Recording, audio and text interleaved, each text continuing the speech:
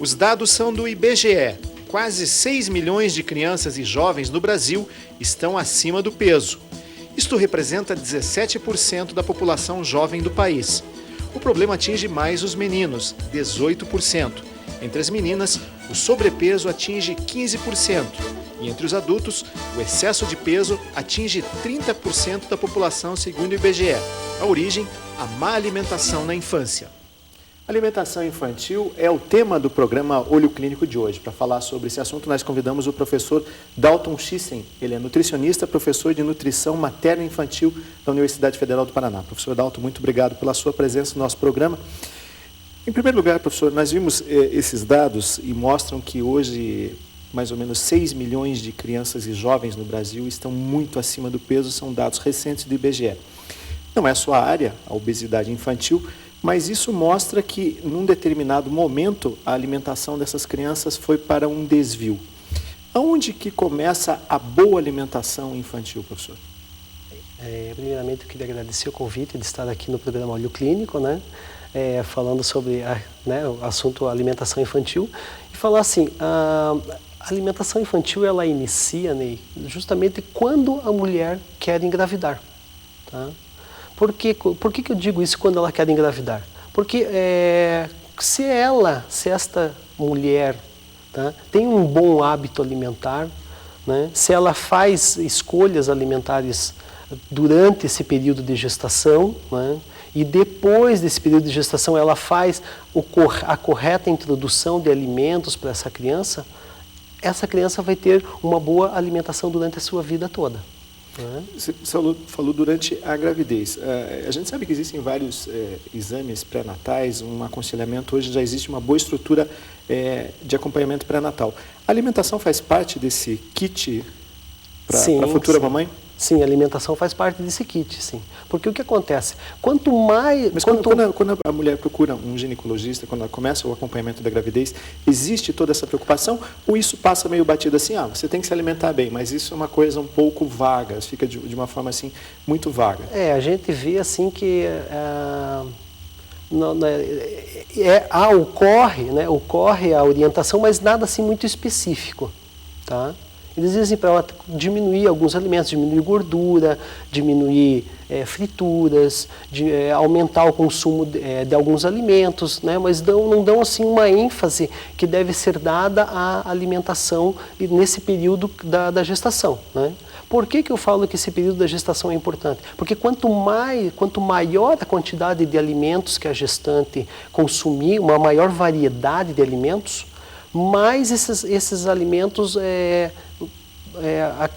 vai ter uma facilitação na introdução dos alimentos para essa criança. Porque os alimentos, cada um tem um gosto, tem um sabor, né? Tem substâncias que dão os gostos para os alimentos. E esses sabores, esses gostos, alguns estudos dizem que eles passam para o líquido amniótico.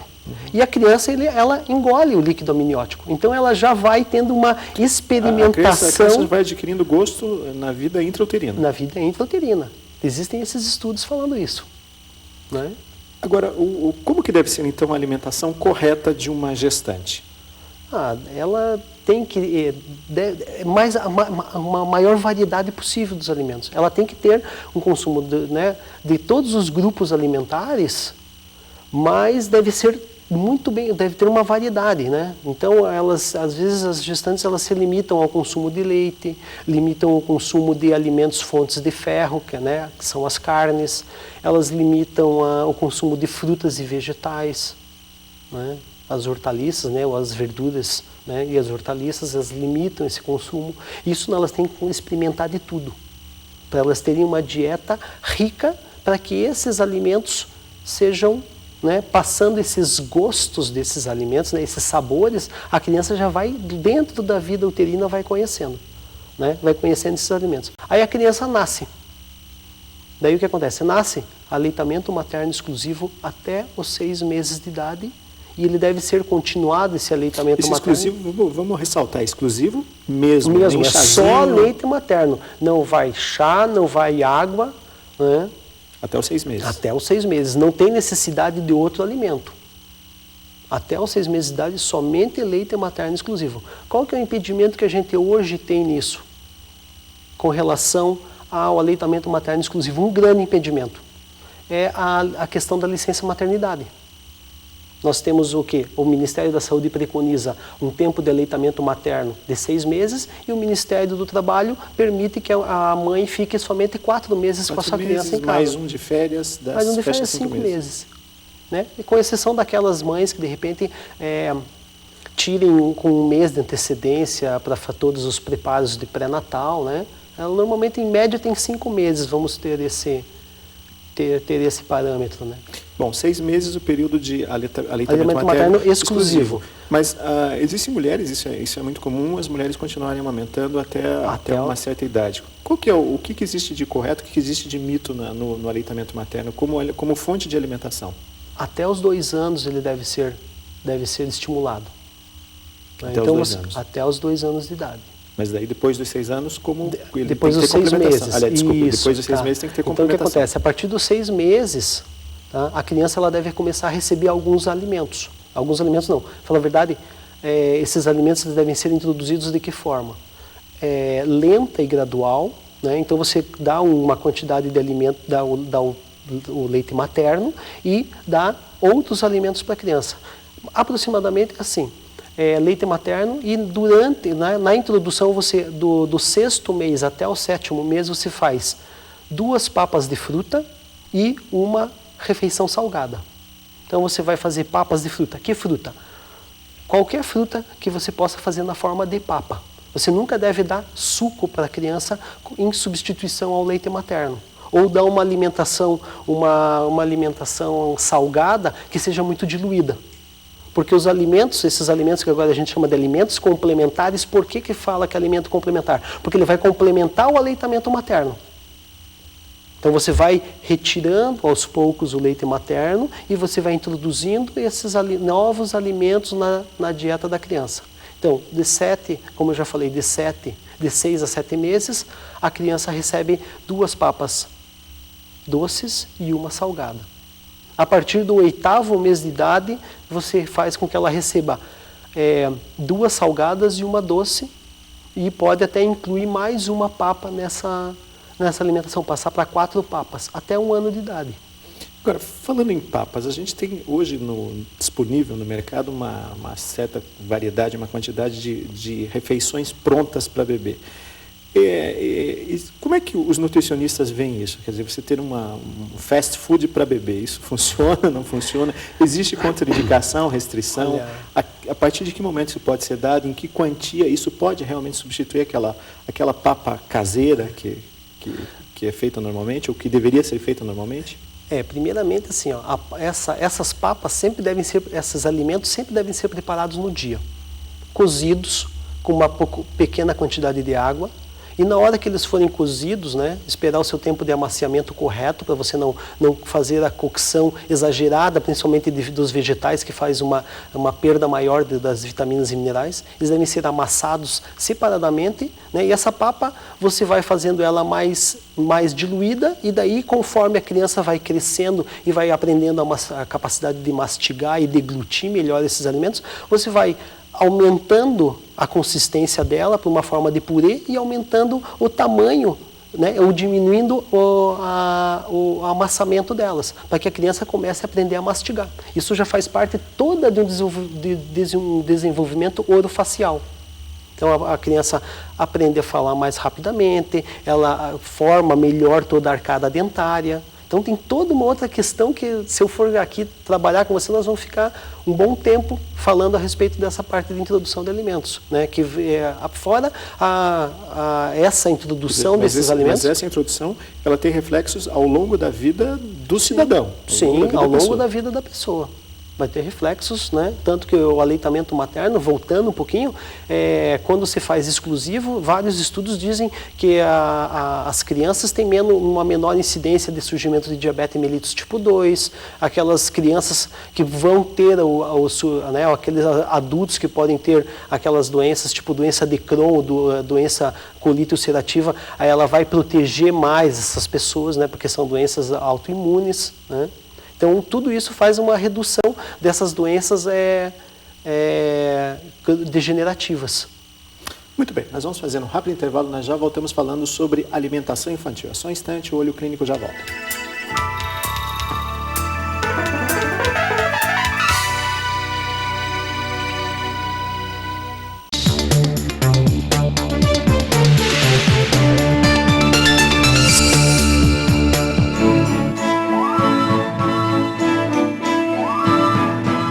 Com a sua doação, colocamos elevador para o acesso de deficientes físicos ao hospital.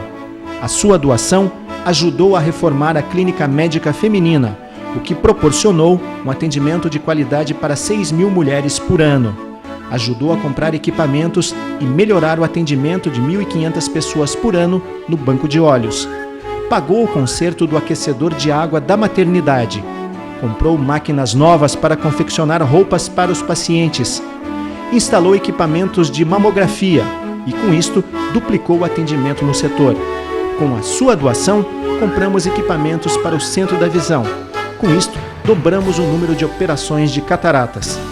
Foi a sua doação através da conta de luz que nos permitiu realizar tudo isto. Muito obrigado. Com doações a partir de R$ 2,00, o HC conta com você.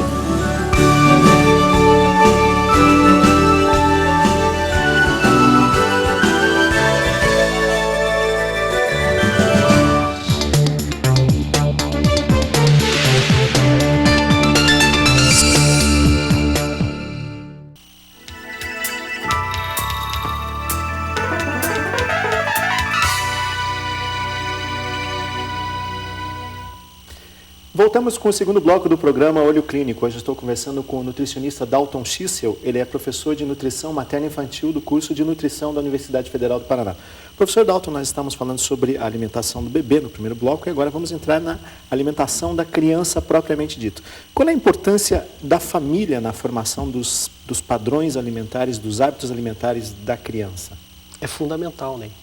É fundamental porque se a gente pegar da criança dos 2 anos, quando a gente falou anteriormente do bebê, então dos 2 anos até uns 10 anos de idade, é um período que você consegue ainda controlar a alimentação da criança, né? Porque quando começa a chegar na fase da adolescência, fica um pouco complicado. Então nessa fase é que você vai fazer, é nessa fase de 2 anos até uns 10 anos de idade que você vai introduzir um bom hábito alimentar na criança, né?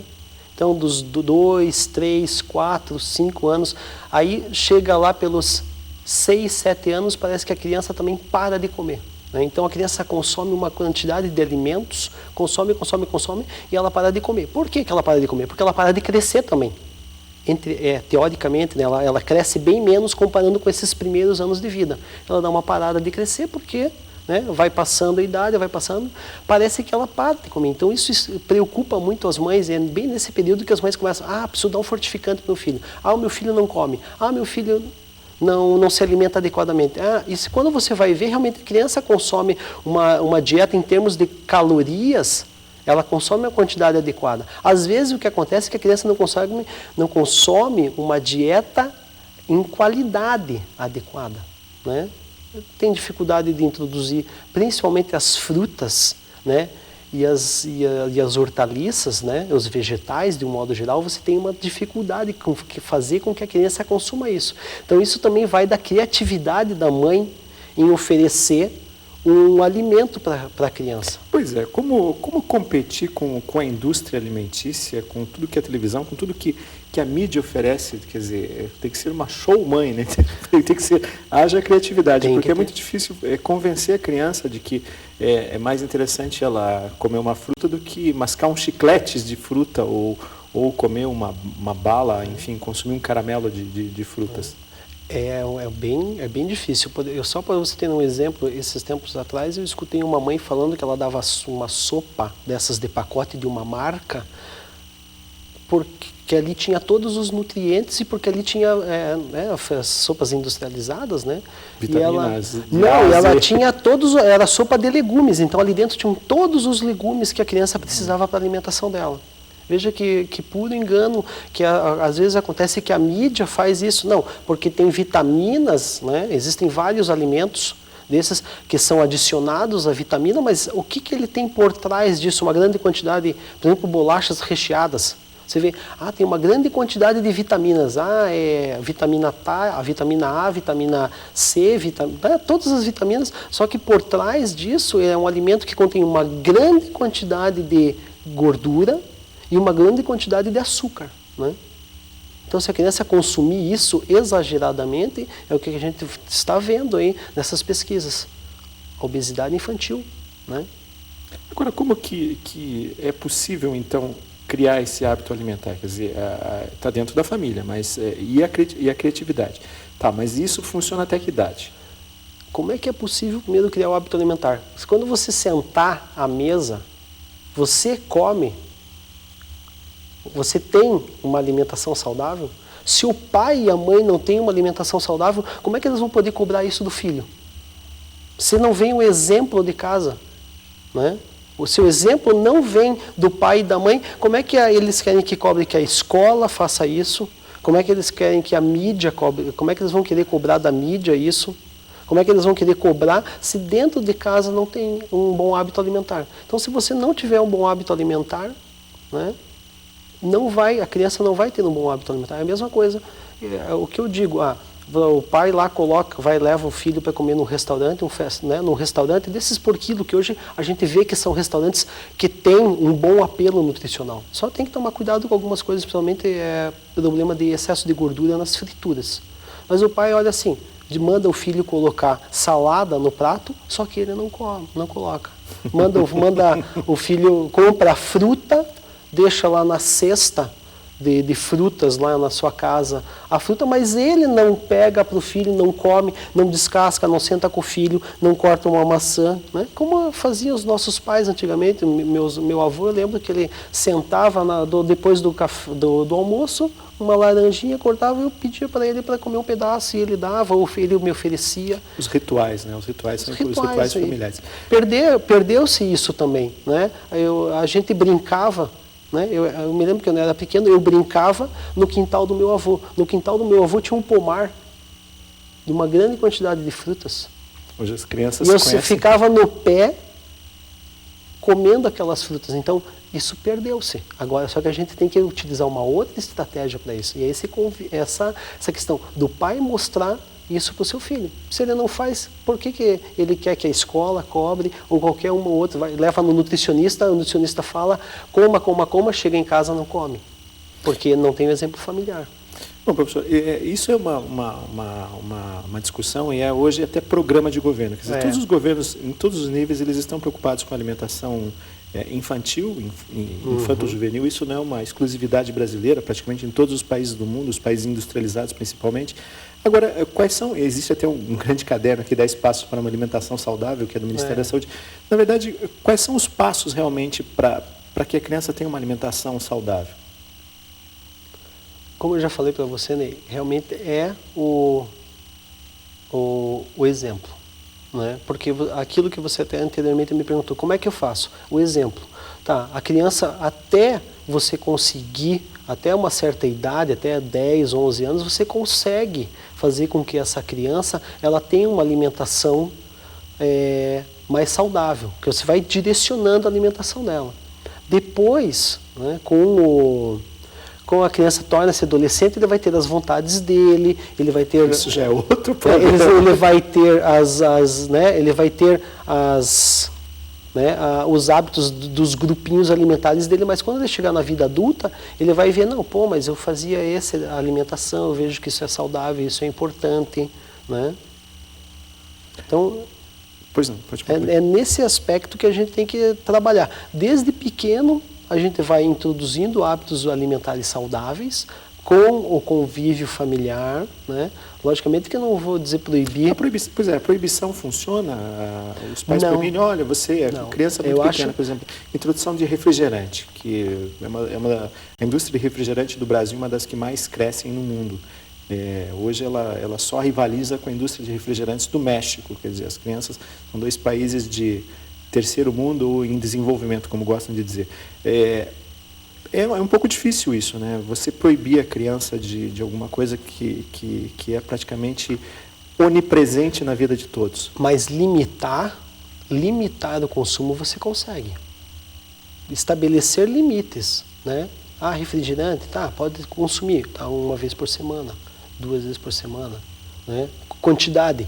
Tem gente que compra de litro e a criança toma 1 litro durante o dia. Então tem que limitar, a mesma coisa. Você vai limitar que a criança coma chocolate, coma bala. Você vai proibir que ela coma bala, chocolate, chicletes, esses produtos. Logicamente que a gente pede para não utilizar, mas você não vai poder proibir. Você vai ter que limitar. Aí vai do bom senso dessa família em limitar esse consumo. Agora, se isso fosse uma publicidade, não funcionaria, mas o que os pais não devem fazer com relação à alimentação infantil? Quais são os grandes pecados? A permissividade, né? Eles permitem que a criança ou comprar em grande quantidade. Você for no supermercado e ver uma família comprando alimentos com uma criança junto, você vai ver que metade disso são alimentos para a criança. E normalmente são excessos, bolachas recheadas, chocolate, balas, né? Esses produtos que não têm uma boa, né? Não tem um bom apelo nutritivo, eles utilizam desses também porque é mais fácil de você dar para eles. Então também tem essa questão de tempo para você preparar a alimentação para a tua família, porque às vezes comprar as coisas prontas é mais prático do que você ter que fazer uma alimentação mais natural, que seja mais saudável. A criança que come muito pão, isso traz algum problema para a saúde dela? Não, é assim, é tudo, né? É tudo uma questão de limite, né? Eu acho que a criança comer pão, é saudável comer pão, mas também tem que tomar cuidado. Repetição, a criança come um pão, repete de mais um pão, 2 pães, 3 pães, né? Tem que o problema é o excesso, né? Pode comer, deve, no fundo tudo, né? Na nossa alimentação, se você comer em excesso, tudo faz mal. Você tem que comer comedidamente todos os grupos alimentares. E a fórmula básica é quanto mais colorido, mais saudável. Quanto mais colorido, mais saudável. Muito bem, professor Dalton Schissel, professor de Nutrição Materna e Infantil da Universidade Federal do Paraná. Quero agradecer muito sua presença no programa Olho Clínico. Por hoje nós ficamos por aqui. Se você tem dúvidas, quer mais informações a respeito desse assunto, ou quer passar informações, sugestões ou críticas, escreva para a gente. O nosso e-mail é olhoclinico@ufpr.br. Eu agradeço muito sua audiência e até a nossa próxima edição. Até lá.